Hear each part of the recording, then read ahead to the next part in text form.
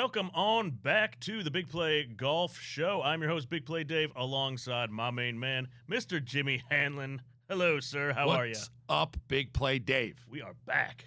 PGA Tour's kicking right now. Golf's starting to get close. Dude, finally. February, dude, we're getting close to golf. Yep. It's 0 out right now here in Cleveland. Dude, I had the Winter Golf League over last night for the our simulator. Yeah, I called we were cranking our heat.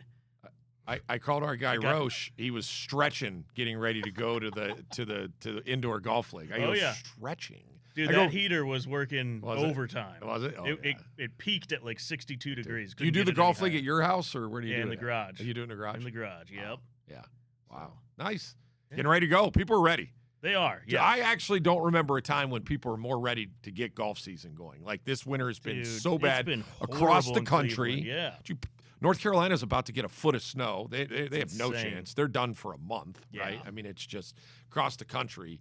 Golf is going to explode as soon as the weather breaks because people are just incredibly, just ready for the season. Yeah, so we were all watching the Farmers at Torrey. Yeah. And everyone was like, I can't wait to get out and golf. Oh, man, I'll tell you. How about our guy, Canton's own Justin Lauer, in second place right now? Now, again, we're taping this on a Friday. Hopefully that continues. But super strong showing. First day, minus, what was he, -9? 9. Yeah, 10's leading, -9. He, by the way, he does not have his PGA Tour card, as we talked about earlier today. So Jimmy, so how does that work? So, like, people will remember Justin lost his card at the end of last year. Yeah. He super emotional about it. He's worked so hard to get it. Yep. How does that work? So you lose your card, but now he's playing Torrey Pines. Yeah, I don't know how he got into this event. There's multiple options. One could be a sponsor's exemption. Okay. I mean, he was such a good player, and people know it. So it could be a farmer's sponsor's exemption. Could be a where so many people didn't play, so he was still on the list, so it went beyond the people there. So like Scotty falls off, and another guy gets bumped. Okay. Yeah, someone else comes, he moves his way up. There's a number where he's at. Here, I'm number what, and if this many people doesn't play, he has the ability to get in. So it could be that. I didn't really, and then there's other exemptions and stuff that he could take in. He could have finished, I know he's never won there before, but finished somewhere where they, where he got in. So the big key is holding on this week so he gets in next week and next week and next week, right? If he wins, it's done. He's good. Yeah, he's right? good. All right, top crossed. 10. I'm not sure how it all goes because it does change, but top 10 is going to get him in a real good position for a little bit because it's all money earned, right? He needs to earn some money. So good job, Justin. Fired up this weekend. Yeah, they had a nice feature on him, but the overwhelming coverage so far has been about Brooks Koepka at +1. Wow. Come on. Well, listen, he said it's the first time he's actually been nervous playing in a while, right? Yeah. Because I think, listen, even Brooks Koepka, who is legitimately the most confident human being I've ever met in my entire life. He's up there. Right? So, but he's still, like, you don't know how you're going to be accepted, right? Right. And you don't want booed. Right? You don't want to go out there. And I think he was a little nervous, the reaction. From everything that I understood, the reaction was insane. Like, really good. Good, yeah. Very well. I honestly don't think people care. People don't, like, except for the trolls on social media that have nothing else to get do off the internet. In their grandmother's basement. Like, they were firing on us, Dave, last week. They're like, it's blood money and he shouldn't have came here. And I'm like, dude, just relax. That's like, internet people. Yeah, they're letting them not back real. in. Listen, those same internet people, I'm going to get off my high horse after this. Those same internet people are using Amazon. Same internet people are using Uber. Same internet people are using FedEx. All of that, by the way, has major funding from the same people that fund the LIV Tour. Wow. So if you're using Amazon, but you're bashing the LIV guys for taking LIV money, you're doing the same thing. I didn't know where you were going with that. You're part of that product. Like, you're using it, dude. Like, you're calling it blood money, but when it benefits you, you're going to use the product that they own a big piece of. For sure. So come on, get off it. But at the end of the day, whatever. LIV looks like it's going the wrong way, Dave. LIV, Patrick Reed's leaving. Yeah. Brooks Koepka's leaving. Two huge names. Right. Are they going to fold? I think at some point it's not a fold because I look at a fold as you run out of money. Right, They're never running out of money. Yeah. But I think at some point they may just say, all right, this looks like we're not going to win this battle, right? And so that could happen. But man, there's some big names out there, bro. Still, I mean, you still got two of the top 5 biggest names in golf in John Rahm and Bryson DeChambeau still on the LIV Tour. Dude, they lose Bryson, it's over. Yeah, it's over. Yeah. And to be honest with you, Rahm's a really big name internationally, more than nationally, more than us, but internationally, he's a really, really big name. Dude, I think if Bryson leaves, they shut it all down. Yeah, it's probably going to happen. But I don't think he's going to because he likes controversy. Yeah. He enjoys that's true. it, right? So I don't think it's going to happen. But, we'll see. But who knows? I mean, listen, they're getting paid. A lot of those guys are on it. You know, Brooks had one more year of his contract left, right? Right. Bryson probably has a couple years. Yeah. That's so a lot of money to give back. So not only give back, Dave, it's a lot of money. Like, not only are you giving money back, you're also paying the PGA Tour, you know, in penalties and stuff like that too. I think Brooks had to give $5 million to a charity or something like that. I mean, it was there's some insane amount of money that has happened. So it's a big fight. And listen, obviously these guys, they're not going to run out of money either. I mean, Bryson's not running out of money, they're all right. but no one wants to take big hits like that. So it'll be interesting. The way it unfolds after this season will be very interesting. Yeah. So we've got a LIV-esque event coming up on the PGA Tour this coming week. We've got Waste Management, baby. I feel like it's gotten a little out of control over the last couple of years. They've reined it in. Remember when all of those fans stormed in? Yeah. It's still one of my favorite events of the year, though. Yeah, it's great. I've been there multiple times. Been on last year. I was on 16. Literally, I was standing from here to Hogan over there from guys hitting on 16. I was right on top of them, right? And the atmosphere's awesome. It's what they want to do, right? It's what they want to do with the Waste Management. It's what they want to create. It's exactly what they want to do. The Thunderbirds are who put it on. It's a charitable organization in Phoenix, Scottsdale area. It's awesome. Do the golfers like it? Yeah, I think they like it because it's once a year. Yeah. I think if this was multiple years and they had to put up with this every year, it would be not good. You know, I'm not even going to remember who it was, but like a couple years ago, I was there, and one of the players got a DUI. They actually fell asleep at a stoplight. But they showed up and played the next day. Like, they were on a tee, and I honestly can't remember who it was, but I could Google it. But he played the next day. We saw him on a tee. Oh, my God. People were, like, cheering for him like crazy, right? I mean, but it's just a huge party out there. And Justin Lauer, a few years back on 16, he came on one of our shows, and he was like, it was the most nervous I've been for a golf shot in quite some time. Yeah. Dude, he was wearing a Browns Nick Chubb jersey. Oh, he was? Like, I think they have some fun with it. Oh, they have a great time. Yeah. And I don't know if you guys have ever seen, but, like, it's like that hole is 140 yards long. It's not some big, nasty 220-yard par 3. Yeah. It's 140, maybe 150, you know. I mean, I've hit that shot multiple times. The green is very, I would say, Pinehurst-esque, where if you hit it on the wrong side, it's going to feed down into some areas that are really hard to get it up and down. Yeah. But honestly, man, like when everybody gets ready to hit, everybody gets quiet and they watch. And then when everybody's done hitting, like literally no one in the stands is even paying attention. No. Like they just go back to, hey, where do I get my next drink? Where do I, you know, whatever. It's a crazy good atmosphere. You know, the funny thing, so we tried to shoot a show there. I'll tell you real quick. I'll tell you a story. We tried to shoot a show on 16 on Wednesday of the Pro-Am. So we get to 16, Natalie and I and the whole TV crew, and we're standing on a tee at 16, and we're getting ready to shoot. We couldn't shoot there. It was just too out of control. Yeah. I mean, you could imagine the comments Natalie were getting from the drunk people in the stands and stuff like that. So we went to 15, which is a par 5, and we stood on a tee on 15, and they hit drivers, and they talked to us or whatever, and it actually worked out great. And during the Pro-Am, we had Mark Wahlberg on. We had Michael Phelps on. Ricky, Phil, all those guys. That was obviously pre-live. Phil was on there. Great. It was fun, and you know, and the whole atmosphere of it all was really good. I will tell you. Yeah. Listen, he's not going to see this anyway, but like, I don't want to be like, you know how you meet somebody one time, and for me, this is my memory of this guy because I haven't really spent any time around him. Yeah.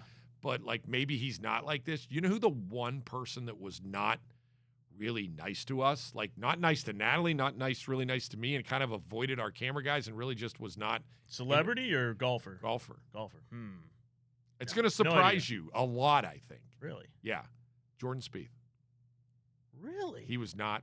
Let me tell you who was probably. Was he in a funk at the time and he's just probably unhappy with everything? I mean, you're talking Wednesday Pro-Am. We're not in the middle of a tournament yet, right? Yeah. I mean, he couldn't, you know, maybe he was, losing a bet to somebody. That is surprising. It surprised me too. You know? Yeah. And actually, Natalie said that like he just like she'd been around him before, and he just wasn't like maybe he just doesn't like her. I don't know. But you want to know who probably top 3 nicest people were? This will surprise you too. Patrick Reed. Patrick Reed? Patrick Reed was amazing. Really? He came up to me. See, I would flip-flop those. 100%. Yeah. In your mind, right? Yeah. Patrick Reed comes up to me. Ready? Got his putter in his hand because he just came off 14. He's walking up to tee on 50. Got his putter in his hand. Doesn't walk up to Natalie, walks up to me, which is a miracle because everybody walks up to Natalie first, not me. Walks up to me, and I don't know Patrick at this time. And he walks up to me, and he goes, hey, what are you guys doing? I go, hey, Natalie and I have a show. We're just shooting some fun stuff and promos and stuff. He goes, what do you need me to do? I go, really? Yeah. Oh, that's awesome. I said, is that putter the putter that you beat Roy with, Ryder Cup? He goes, you want to hold it? I go, yeah, I want to sleep with it, dude. Yeah.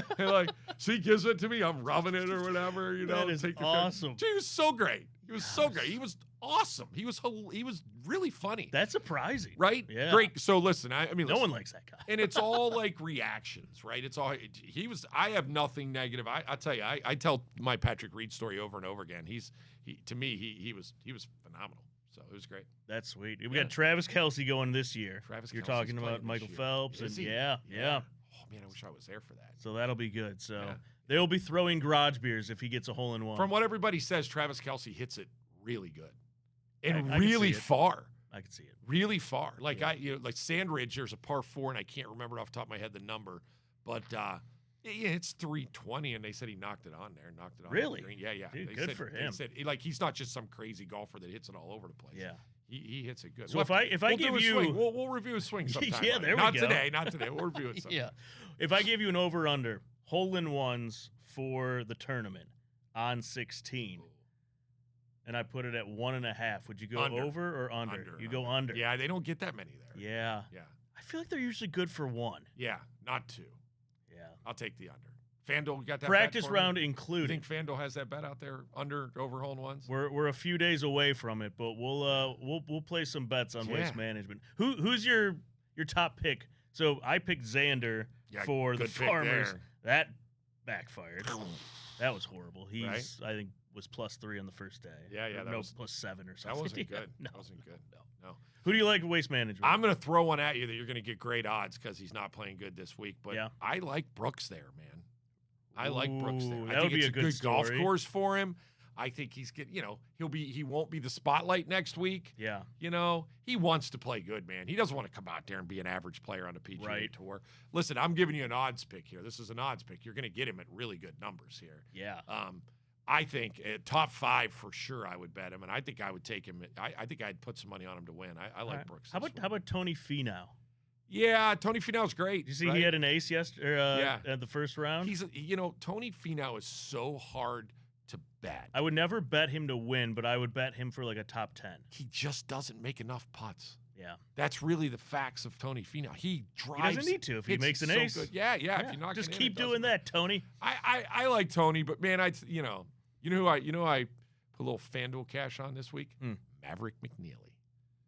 He's 7 under. He's a great young player. Oh, geez. He should be a quarterback in the NFL, right?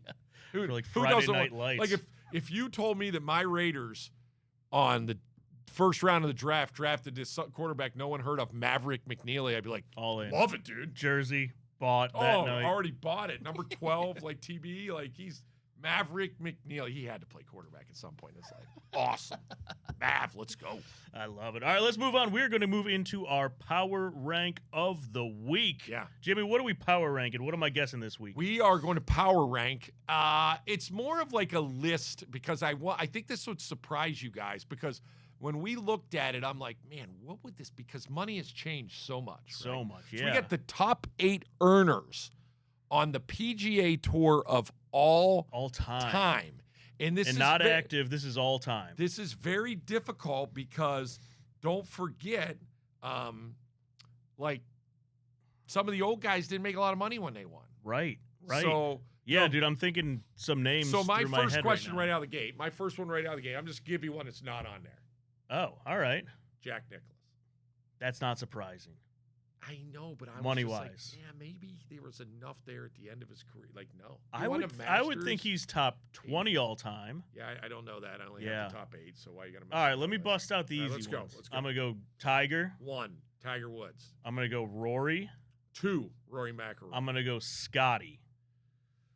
Scotty is 4. He's 4. Yeah. So you've got Tiger at 1. Hogue just put up. Tiger at 1. Yep. Rory at 2.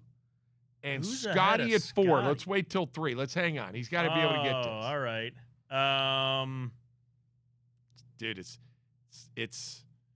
No, let me. You're gonna say you should have got it. Really? Yeah, you're gonna say I should have. Oh, Phil. Yeah. Phil Lefty. 3. I wasn't thinking Liv. Yeah. Phil 3, and then we can go down to Scotty 4. You forgot. All right. Yeah, all right. Scotty 4. I'm on a roll. So now you're pretty good. Give me. I will tell you, this is one here for 5 that you're probably. I'll just give you a good hint. Live again. Oh, Live again. Yep.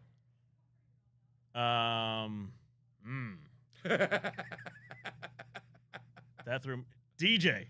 Yes. DJ's a 5. That's a good guess right there. All right. I actually even think I thought you were going to go Bryson. I almost did, and then I was You like, did? I don't think he's ahead of DJ. Yeah. That's a good one right there. So you got 5. I'm going to tell you the next 2 are currently on the Champions Tour. Give me Justin Thomas. Negative. He's not on the Champions Tour. Come on. Champions Tour, the next 2. Justin Rose. Negative. Oh, no, I'm thinking active. Hold on. Active. I saw who Champions Tour. Oh, he cheated. He's got a hell of a swing. Yeah. Jim Furyk. Jim Furyk's next. That one surprises me. Yeah, I wouldn't have guessed that. Yeah. All right, so we're down to Jim Furyk, Hogue next. Hogan's like, oh. Hogue, yeah, what are you guys doing to me, huh? All right. Next one after Jim Furyk. Dude, Justin Thomas has to be top. He's 8. not on there, dude. Not on there. You've got 2 older guys. Made a You've ton got of the money. next guy is also a Champions Tour guy. Vijay Singh. Vijay Singh, number 7. Yep. Number All 7. right. Really good one. Look at all the money these guys have earned, though. This is just on a PGA Tour. wild. So 7 Hogan is Vijay Singh. And lastly is a guy that I'm going to guess. All right, I'll give you one hint. All right. He's a Masters champion. I'll give you another hint. He's not Champions Tour. He's got to be sniffing getting close to the age of the Champions Tour if Tiger is. He's got to be up there. He might even be 50. Okay, so it's not Freddie Couples. No. He's Tiger's. He was too Tiger's early. age, I would say. Tiger's Gosh, maybe even is a year older than Tiger. Maybe not. I don't know. Yeah, he doesn't look old. I'll put it that way. Good looking dude. Not an American. Killing you right now. Yeah. Not a Ryder Cupper. Even making it harder. I'm thinking like. I already guessed Justin Rose, right? Yeah. I'm surprised he's not pretty. He's got to be pretty close up there. Oh my God, I'm drawing a blank. He's very much like Justin Rose, though. That kind of player. Like an Adam Scott. Adam Scott. Is that it? Yes. Adam Scott is 8. It's 68.6 million. You think Adam Scott's 50? It's got to be close. He doesn't look it. You're right. That's what kind of gave me the hint. Because he won not that long ago. Yeah. I forget what he was playing. But I was like, dude, that guy looks phenomenal for his age. Well, he dated Kate Hudson. I mean, when you date Kate Hudson, you're a star. Adam Scott. Yeah. Dude, I think I got all of them except for Furyk. I'm pretty you were happy good. with myself. Furyk would have been a tough one. Adam Scott is 52, and no one's even talked about the Champions Tour for Adam Scott. Yeah. He's never played a Champions Tour event that I know of. He should. He's 52. 60, what is it, 68 million? Dude, that's amazing that Adam Scott's 52. Man, does that make me feel old. Holy moly. Right? That is insane. All right, that's our a good list this week. That's a great list. That's a good list. Yeah. That's a fun one there. That actually, I was with you. I would have thought Justin Thomas, been around long enough. I would have thought Jordan Spieth. I would have thought some of those guys, just because the money's so much higher now. Yeah. It just tells you how good Adam Scott and Jim Furyk are. No kidding. They're 50 making that much money. All right, we are moving on to our swing of the week, presented by our buddies over at Hitline Sports. Hitline. Hey, by the way, Hitline Sports, they have a golf league now that you can sign up and play. Nice. Just go to their website, go to Hitline Sports website, check it out. We'll put it on the socials here at Big Play too. But Hitline's taken off, dude. We shot a show there the other day. or a phenomenal, week or so ago. I know the pickleball's going crazy. The baseball batting cages, if you have kids, it's unbelievable. We were obviously there with the golf. Go rent a sim if you have kids. Go throw your kids in the batting cages, and they can go do home run derby at Fenway Park or Jacobs Field or wherever. It's super cool. Yeah, it's over in Middleburg Heights. Middleburg Heights. I always get that mixed up. Right behind Beerhead. I mean, Beerhead's like... Fathead? Or Fathead. Yeah. Beerhead, Fathead. It's like this massive building, and you're like, oh, my gosh, this is a massive building. And you just go right around the back from Fathead. Yep. Beerhead, Fathead. And you go right around the back, and Hitline's right there. It's just as big, right? Yeah, it's cool. 20-some thousand square feet of whatever. But, you got pickleball. You got the incredible batting cages and stuff you have there. And then the golf sims are really, really cool. Yeah. Our buddy Bill Gray's there with his whole group there. It's a cool spot. Yeah, go place check it out. Blow up. Yeah. We should like. We'll do another remote there at some point. Yeah, for sure. I think we should get the Big Play logo up there somewhere. Goes. Yeah. We should get in the batting cages. I could hit back in the day, dude. Oh boy. Yeah. I used to be able to. I batted like I couldn't 460 my senior year. Did you? Oh yeah, I could. All right, we're getting in the batting cages. Oh, we get in the Hogan, batting let's cage. set that up. Let's set it up, Hogan. Let's go. All right, so this is from Winter Golf League. This is Dan. Wow. Dan was a two-time state champion wide receiver at St. Ignatius. Really? Athletic dude. He can bomb it 330. Super inconsistent. Yeah, I could tell. Dan. So look at him. He does a big bounce. Every swing. Yeah. So the positives to Dan here is that you could tell he is very athletic. He does turn. See how he gets it? Yeah, he actually doesn't. He doesn't turn up a lot. Not enough, actually, now I think about it. Dude, you got to replace your mat there. I can see where everybody's hitting. You got to should have had Forever Lawn turf. Dude, with 16 guys. Dude, you just got to put in Forever Lawn. It doesn't have Forever Lawn. Yeah, you got crap turf in there. Put in my guys from Forever Lawn. That you wouldn't see that stripe by right. Anyway, all right. So here we go. So here's the deal. Dan, right? Yep. So Dan, first and foremost, is like your typical athlete to where he's just see his knees are bent too much. He's too crouched over. If we put a picture of like Tiger or Phil, their posture's so much better, less knee bend, gets him in a good position, right? So he's got that hitch, like the giddy up before he swings. Yeah. Can you have consistency with that? I like that, actually. Because it gives him a little bit of like, this is how I'm going to start my swing. And he does, well, I don't know every time because this is the same swing. But as long as you're doing the same thing every time to get the motion going, I'm actually really like that. Some people push their hands forward. Some people kick their knees in. He looks like he does that. And that's probably, like you said, why he does hit it pretty good because of his, athletic ability and his little bit of rhythm he's got going on, right? But his problem is his setup. He's so crouched over with his setup. As you see him take the club away, nothing moves at the beginning but his hands and his arms. And he's sucking the club inside a little bit because of that.